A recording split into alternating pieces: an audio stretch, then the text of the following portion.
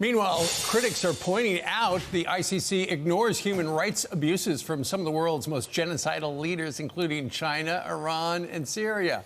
And our next guest warns in an op-ed in the New York Post, it's time to defund this kangaroo court before it targets the United States. Richard Goldberg served on the National Security Council under President Trump. He joins us right now live from Chicago. Richard, good morning to you. Hey, good morning, Steve. Amal Clooney, that doesn't surprise you, does it? She's been called in to help the ICC in the past. Well, it's just one more anecdote here of what a kangaroo court this is. This is not serious. This is not about the law, not about international law. This is about lawfare. That is to use a system of law as a weapon of war. This is a kangaroo court that supposedly is a court of last resort that is now targeting a democracy in Israel that has a functioning court system.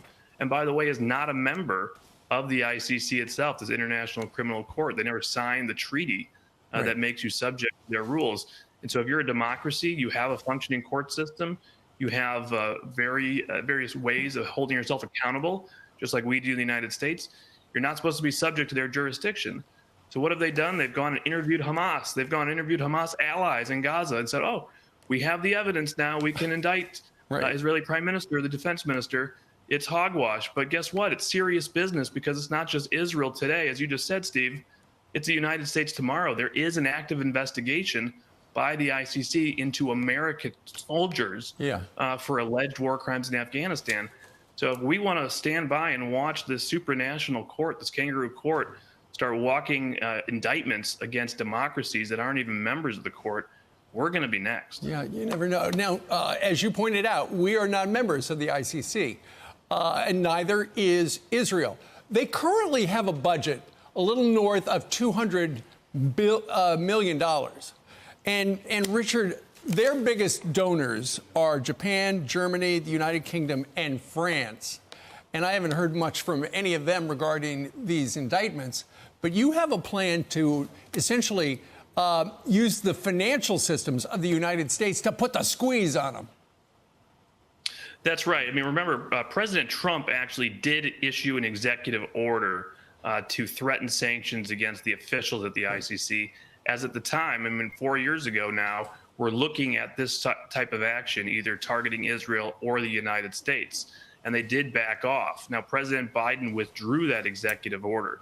So now we're left with no tools right now to pressure this organization or its funders. So we need to reconstitute that sanctions regime, not just targeting Karim Khan, the prosecutor, and other officials there, but also targeting the money flow. Right. Our financial sanctions, if we impose them on the ICC itself, would say to any bank, you can't process a transaction for this kangaroo court. You can't fund and finance and allow money to flow to lawfare against the United States and Israel. And then we would go to our closest allies who fund this organization to say to the Japanese, you're surrounded by China and North Korea who are left alone by this kangaroo court, and you're going to be the top donor to an organization that attacks the United States and other democratic allies. Are you nuts? You go to Germany, the second top donor, to say, hey, don't you have a special and unique responsibility to Israel after the Holocaust? You're going to fund this sort of action against Israel? No way. Well, it's a great way to get them because we're not members. So that could be the only end around. We just have to find out what Congress is going to do now. Richard Goldberg, thank you very much for joining us, telling us your story. Read all about it in the New York Post.